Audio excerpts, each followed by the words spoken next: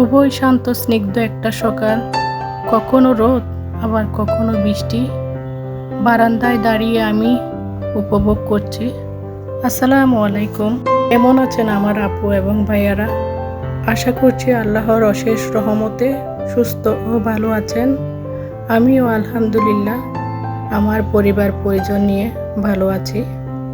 বরাবরের মতো আমি আসমাস লাইফস্টাইল থেকে আরও একটি নতুন ভিডিও নিয়ে আপনাদের মাঝে চলে আসছি। আশা করছি ভিডিওটি ভালো লাগবে। আপনাদেরকে ছোট্ট একটি রিকোয়েস্ট, ভিডিওটি যদি ভালো লেগে থাকে তাহলে লাইক এবং সাবস্ক্রাইব করে দিবেন প্লিজ। আপনাদের ছোট্ট একটি লাইক এবং সাবস্ক্রাইব আমার জন্য খুবই গুরুত্বপূর্ণ। সকালে ঘুম থেকে উঠে আমি প্রথমে বারান্দায় আসি। এসে দেখি কাপড়গুলো শুকিয়ে গেছে, ওগুলা নিয়েছি। আবার কখন বৃষ্টি চলে আসে তার কোনো ঠিক নাই। গাছে পানি দিয়ে পাখিগুলোকে খাবার দিয়ে দিয়েছি।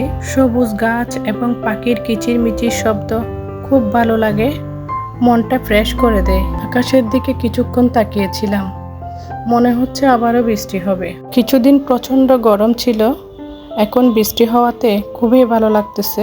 আপনাদের ভাইয়া বাজারে গিয়েছে, কিছু শাকসবজি আর মাছ লাগবে বলেছিলাম, সাথে আবার বলেছি পাউরুটি নিয়ে আসিও, সেজন্য নাস্তা বানানোর ঝামেলা নাই। এই তো ও চলে আসছে।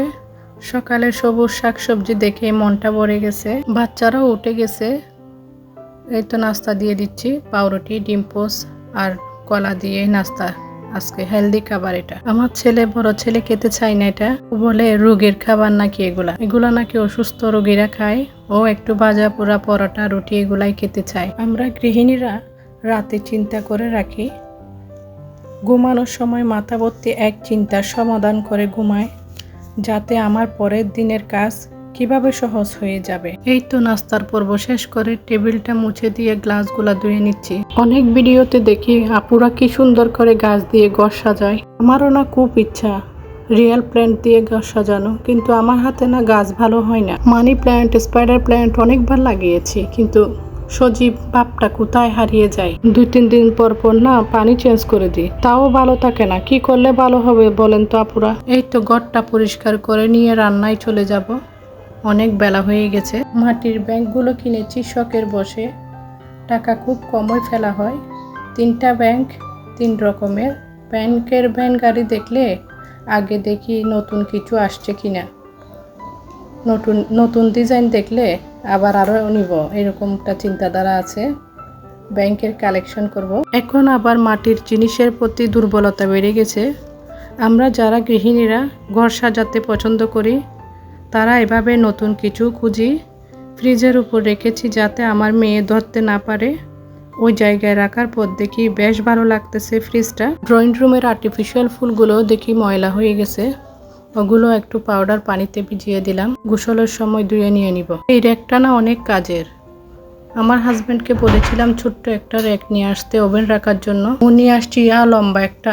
আমি ওর উপর অনেক রাগারাগি করছিলাম, কিন্তু না, এখন দেখি অনেক কিছু রাখা যায় র্যাকের মধ্যে। ওভেন, ইলেকট্রিক সব কিছু, তারপরে মেয়ের খেলনা, বিস্কিটের বয়াম, তারপরে 30 পারা কোরআন শরীফ, এগুলা খন্ড খন্ড করে ভাগ করা তো পড়তে অনেক সুবিধা হয়। এই তো শাকসবজি নিয়ে বসে গেছি। এগুলা হেলেন্তা শাক, খেতে মজা লাগে। মরিচের বোটাগুলা ছেড়ে ফ্রিজে রেখে দিব। মাছগুলা ভালোভাবে ধুয়ে পরিষ্কার করে নিব, হলুদ লবণ দিয়ে একটু ভালো করে ধুয়ে তো পরিষ্কার পানিতে ধুয়ে জিপার প্যাকেটে করে রেখে দিব ভাগ ভাগ করে। জিপার ব্যাগে রাখলে ভিজতে সহজ হয়, এগুলো আর বেশিক্ষণ লাগে না ভিজাইতে, 5 মিনিটে ভিজে যায়। আপনি নামানোর পর 5 মিনিটের মধ্যেই আপনি রান্না করে ফেলতে পারবেন। আমরা নারীরা অক্লান্ত পরিশ্রম করি, আমাদের সন্তানের যত্ন নিই, সংসার সামলাই, পরিবারের সবার সেবা করি, তবু অনেকে আমাদের অবদানকে স্বাভাবিক বলে ধরে নেয়, কৃতজ্ঞতা তো প্রকাশ করেই না, তার উপরে আবার তার কাজকে দায়িত্ব বলে উড়িয়ে দেওয়া হয়।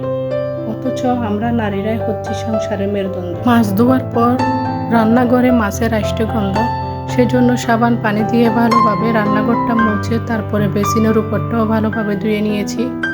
এদিকে মাছ রান্নার জন্য সবগুলা কেটে কুটে নিয়েছি অফ ক্যামেরায়, ভাজিও করে নিয়েছি। এই তো মাছ রান্না শেষ। বেশ কিছুক্ষণ রেস্ট নেওয়ার পর এই তো বিকেলবেলা রান্নাঘরে আবারও চলে আসছি নাস্তা বানানোর জন্য। ছেলেরা বিকেলে ঝাল নাস্তা কি খাবে সেজন্য একটা পাকোড়া বানিয়ে নিলাম আলু দিয়ে। এই তো ছেলেদের দিয়ে দিচ্ছি। ছেলেরা ক্যামেরার থেকে 10 হাত দূরে থাকে। যাই হোক, ওরা খেতে থাক। আল্লাহ হাফেজ।